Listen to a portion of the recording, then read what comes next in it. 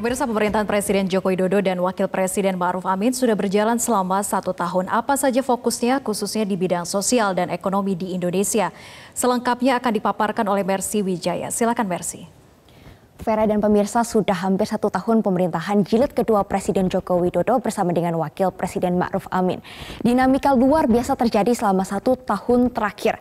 Padahal awalnya Presiden memprioritaskan 5 program utama untuk tahun 2020 sampai nanti 2024. Yang pertama adalah pembangunan sumber daya manusia. Yang kedua, pembangunan infrastruktur secara lebih lanjut. Lalu ada penyederhanaan regulasi dan birokrasi serta transformasi ekonomi. Namun pada bulan Maret 2020, program prioritas ini akhirnya terganggu karena fokus pemerintah beralih untuk menangani krisis kesehatan COVID-19 dan krisis ekonomi sebagai konsekuensi dari ancaman kondisi kesehatan masyarakat. Nah, fokusnya pun berubah dari tadinya untuk ekspansi ekonomi menjadi upaya untuk menyelamatkan ekonomi Indonesia. Kita akan lihat pernyataan Presiden Joko Widodo pada bulan Agustus yang lalu.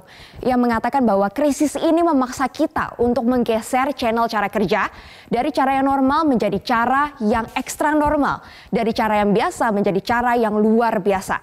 Fleksibilitas, kecepatan, dan ketepatan sangat dibutuhkan. Tentunya untuk menghadapi cara yang extraordinary ini, kondisi yang extraordinary ini perlu anggaran pemirsa, sehingga pemerintah pun sudah menyiapkan anggaran PEN pemulihan ekonomi nasional senilai 695,2 triliun untuk menangani COVID-19. Tentu ini diatur melalui Perpu nomor 1 tahun 2020. Nah, anggaran sebesar 695,2 triliun ini sebagian besarnya atau pagu paling besar ditujukan bagi anggaran perlindungan sosial sebesar 203,91 triliun. Tujuannya adalah supaya masyarakat menengah ke bawah tetap mampu untuk memenuhi kebutuhan pokok selama pandemi COVID-19 dan tetap memiliki daya beli. Sehingga ketika ekonomi membaik, ekonomi Indonesia bisa pulih lebih cepat. Nah, sebagai salah satu contoh pemirsa, salah satu program perlindungan sosial diberikan mandat kepada Kementerian Sosial, anggarannya pun naik 2 kali lipat dari 62,8 triliun menjadi 124 triliun. Nah, anggaran sebesar 200 triliun ini digunakan untuk apa saja sih? Kita akan lihat dalam slide berikut ini. Program yang memang langsung menyasar kepada masyarakat. Yang pertama adalah subsidi listrik. Ini langsung diberikan pada bulan April 2020 bagi pelanggan PLN. 450 volt ampere diberikan gratis, sementara untuk pelanggan 900 volt ampere diberikan diskon 50%. Program ini juga diperpanjang sampai akhir Desember 2020. Program yang kedua adalah program Kartu Prakerja. Bagi masyarakat yang terkena PHK atau kerja di sektor informal tapi terdampak negatif COVID-19 bisa daftar ke Kartu Prakerja. Ia akan menerima uang cash ditransfer 600.000 selama 4 bulan berturut-turut dan mendapat voucher pelatihan senilai 1 juta rupiah supaya nanti ketika ada lapangan pekerjaan mereka bisa bersaing dan masuk diterima di pekerjaan tersebut. Nah, sementara untuk kartu sembako sebenarnya program ini sudah ada sebelum pandemi COVID-19. Namun karena pandemi COVID-19, angka atau jumlah bantuannya ditambah dari 150.000 menjadi 200.000 per bulan selama 12 bulan berturut-turut. Nah, nantinya dana ini akan ditransfer kepada rekening masyarakat dan bisa dibelanjakan sembako. Sudah ada 20 keluarga penerima manfaat yang menerima kartu sembako ini pemirsa. Nah, sementara PKH program Keluarga Harapan ini juga sudah ada di program sebelumnya sebelum ada pandemi COVID-19, namun sama nominal atau jumlah bantuannya ditambah per komponen, penambahannya sampai 25%. Jadi untuk program Keluarga Harapan ini memang dihitungnya per komponen pemirsa. Misalkan satu keluarga ada ibu hamil, ia akan mendapatkan bantuan 250.000 per bulan. Jika ada lansia, dia akan mendapat 200.000 per bulan. Jika ada anak SD, akan mendapatkan 75.000, SMP 125.000 dan SMA 166.000. Jadi kalau ada 10 juta keluarga penerima manfaat, satu keluarga ini bisa maksimal mendapatkan 4 komponen bantuan. Jadi ada sekitar 40 juta masyarakat yang menerima manfaat ini. Kita akan lihat program selanjutnya pemirsa. Selain 4 program ini ada 3 program lainnya untuk jaring pengaman sosial. Nah, bagi masyarakat yang belum mendapatkan PKH, belum termasuk dalam PKH dan juga kartu sembako, ia akan mendapatkan bansos tunai. Dan ini diberikan kepada masyarakat yang tinggal di luar wilayah Jabodetabek. Senilai 600.000 per bulan selama 3 bulan berturut-turut dari bulan April, Mei sampai Juni. Ada 9 juta keluarga penerima manfaat.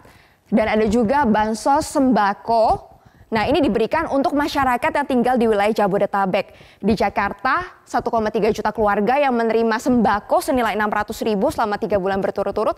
Dan di daerah Bodebek, ini Bogor, Depok, Tangerang, dan Bekasi, ini 600.000 keluarga yang menerima manfaat bansos sembako. Dan bagi mereka yang memang membutuhkan tapi belum mendapatkan bantuan dari program-program pemerintah tersebut, pemerintah memperbolehkan dana desa digunakan untuk bantuan langsung tunai.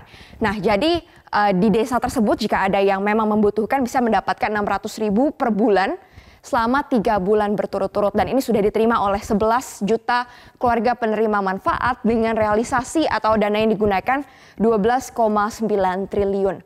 Nah, berdasarkan bantuan-bantuan yang memang diberikan dalam rangka membantu COVID-19, kita bisa lihat di slide berikut ini bahwa masyarakat 64,7% puas terhadap kebijakan yang diambil oleh Presiden Joko Widodo dan juga Wakil Presiden Ma'ruf Amin.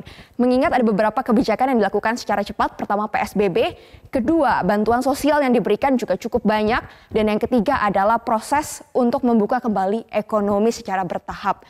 Sehingga 64,7% mengaku puas terhadap kebijakan dan kebijakan yang diambil sudah merupakan kebijakan yang baik. Ini merupakan hasil riset dari Vox Populi Research Center.